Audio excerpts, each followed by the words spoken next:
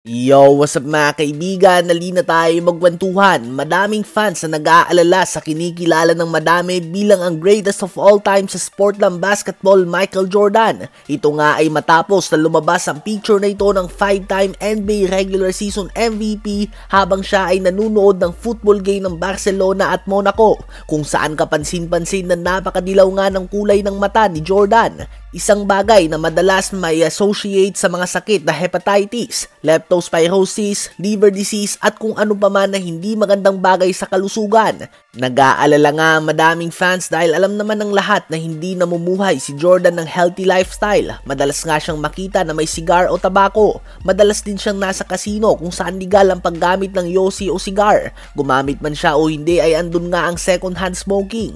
Ang pagkadilaw din ng mata niya ay sinyales ng vitamin deficiency o kaya naman kapag nagbe-breakdown ng iyong red blood cells.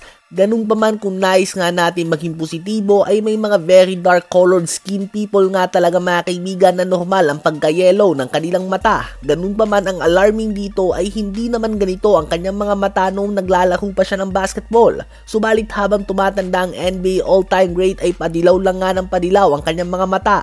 Una na nga itong napansin ng mga fans sa The Last Dance documentary kung saan komento ng ilang fans ay mukhang delikado nga ang lagay ng atay ng 6-time NBA champion. Halos lahat kung hindi man lahat ng gusto niyang maabot sa buhay ay naabot na niya. Ganun pa man, bata pa nga ang 61 years old. Tanong nyo na lang nga si Enrile, ano ba ang masasabi nyo tungkol dito? Habang si Ja Morant naman mga kaibigan ay kumpiyansa na ang kanilang rookie Zach Edey ang magwawagi ng Rookie of the Year award ngayong season. Sa mga hindi nakakakilala, siya ay isang 7'4" center na may timbang na 300 pounds. Nanalo din siya ng dalawang magkasunod na National Player of the Year award sa kolehiyo. Bumagsak nga siya sa 9th pick kahit na siya ang pinaka-dominant college player sa US in the last 2 years sa dahilan na madaming GM at mga scouts na nag-aalala kung paano niya dedepensahan ng mga pick and roll situations kung saan posibleng malipat siya sa mas mabibilis na gwardya. Hindi din nakakatulong na isa siyang traditional big man na may magandang galaw sa poste, subalit limitado ang shooting range. At sa panahon ngayon na uso ng 5-out offense ay nakikita ito bilang isang negative. At napapadalas nga mga kaibigan sa NBA ngayon ang mga one and done situations kung saan one pass lang nga ay tira na kagad. Madalas ang mabilis na pagbaba taas sa court mga kaibigan dahil sa volume ng 3-point shots at patuloy na pag-angat ng pace ng game. Takot nga ang ibang mga team na sumugal kay Zach Edey dahil dito.